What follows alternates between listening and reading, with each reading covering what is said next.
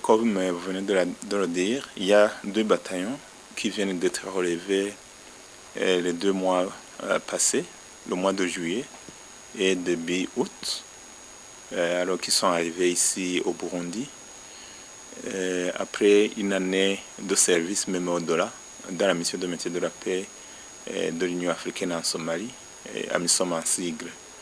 Alors, comme il est stipulé dans le mémorandum d'entente entre l'Union africaine et le Burundi, qui concerne la gestion de ces forces qui ont été mises à la disposition de cette organisation régionale de l'Union africaine, il est stipulé que le militaire qui est là reçoit une indemnité d'opération mensuelle avec un montant bien déterminé.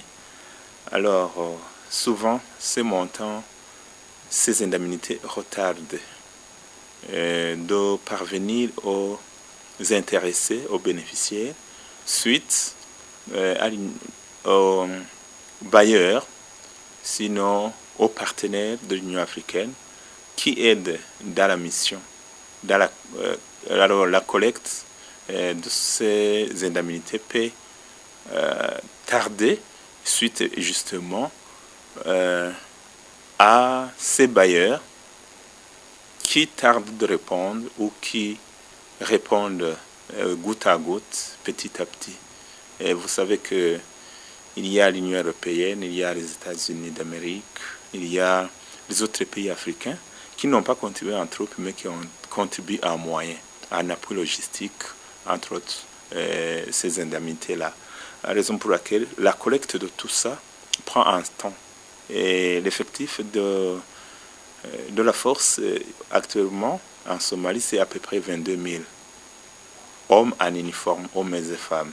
Alors vous comprenez que pour pouvoir payer toutes ces forces-là, on doit avoir un montant costaud et on ne peut pas payer à un pays, le Burundi, et laisser le Kenya, ou l'Éthiopie, Djibouti, ou l'Ouganda alors qui participent dans une même mission.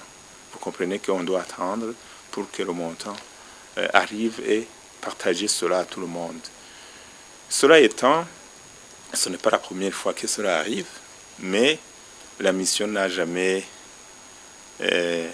cessé de payer à ses employés.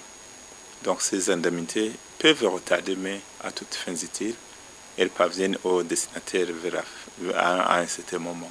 Donc, qu'ils aient patience, même les autres qui sont arrivés un peu avant, qui ont commencé la mission, ils ont connu ce même retard, mais en fait de compte, ils en ont eu.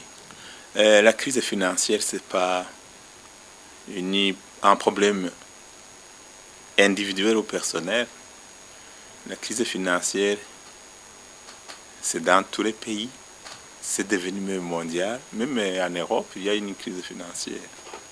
Qu'il y ait une crise financière dans les familles, je crois que c'est la conséquence de la crise mondiale, de la crise financière mondiale. Mais aussi, cela étant, je crois que pour entreprendre des choses, il faut avoir une planification, contacter des dettes, surtout lorsque on a une ressource qui est fiable.